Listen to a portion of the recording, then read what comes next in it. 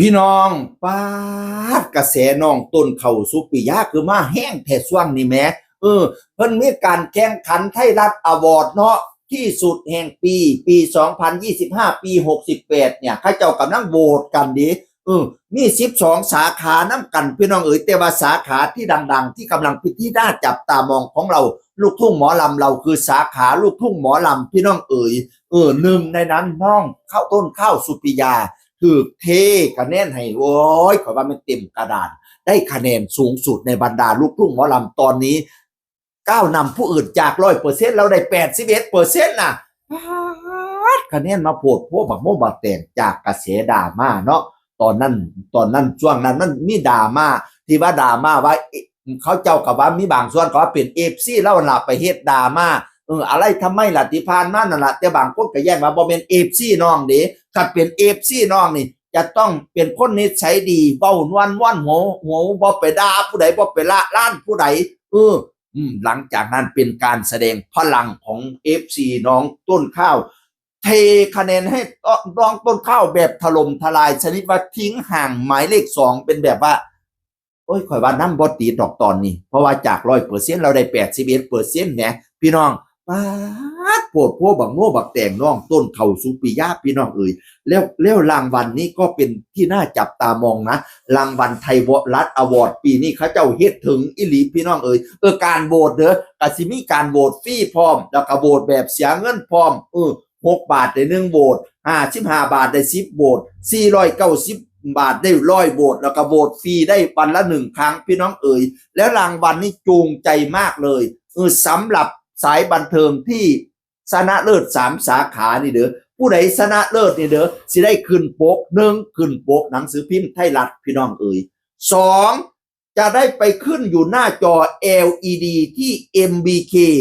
Time Center กรุงเทพมหานครจอบักใหญ่ยุคกรุงเทพกว่าพี่น้องเอ๋ย3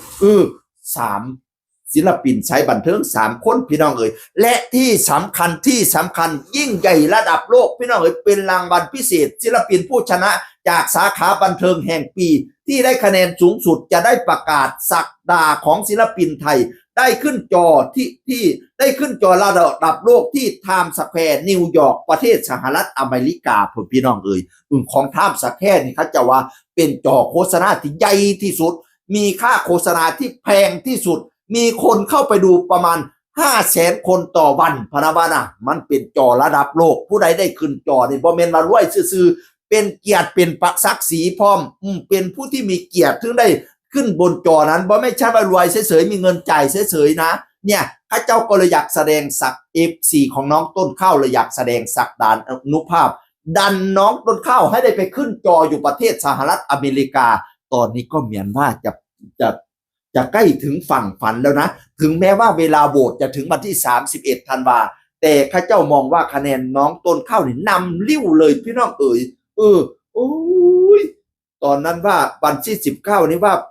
80%วันที่20นี่ผมเห็น81%แล้วนะ TR80 ต้นข้าวสุปิยาเนี่ยพี่น้องเอ๋ยแล้ว3สาขาบันเทิงที่ว่าคะแนนน้ำตอนนี้คือที่ R62 ฝ้ายพิรยาที่ R80 ต้นก้าวสุปิยาที่ R42 ปิ้นปริฟีน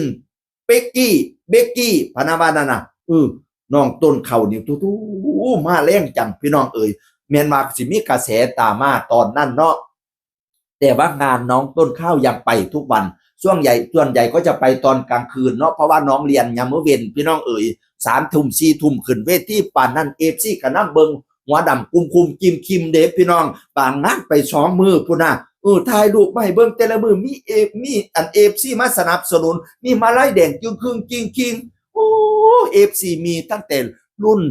เล็กรุ่นกลางรุ่นผู้เฒ่าผู้โถนั่งรถเข็นไปกับ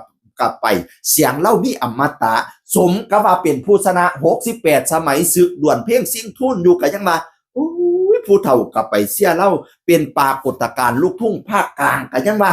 ก้อนนี่ภาคกลางนี่บ่กระหึ่มปานนี่ดิน้องต้นเขาเนี่ยไปปิดวิกอยู่ไหนคนไปเบิ่งแต่โคหัวดำกุมกิมจนว่าสังกะสีแตกตอนนี้มาลุ้นกันว่าก่อนจะถึง31ธันวาเนี่ยใครจะเป็นผู้ชนะพี่น้องเอ๋ยใครจะได้ไปขึ้นจอ จอใหญ่อยู่ที่ไทม์สแควร์สหรัฐอเมริกานิวยอร์กพวกพี่น้องเอ๋ยแต่ว่าตอนนี้สุปิยะนำอยู่แต่ก็ไม่แน่นอนนะมันถึง31ธันวานะ FC ทั้งหลายอย่าได้นอนนะอย่าได้นิ่งนอนใจนะ เพราะมันเดี๋ยวอีกแดนกลัวลังเสียหมายเลขอื่นๆข้าเจ้าตีตื่นขึ้นมาที่หลังบรรดาแม่ๆติดขอบจอติดขอบสนามของไทยรัฐเลยใครจะเป็นผู้นำพูดตามพี่น้องเอ๋ยรอลุ้นนำกันเสียงอื่นพดเกาเว้าสู่ฟังสวัสดีครับสวัสดีครับ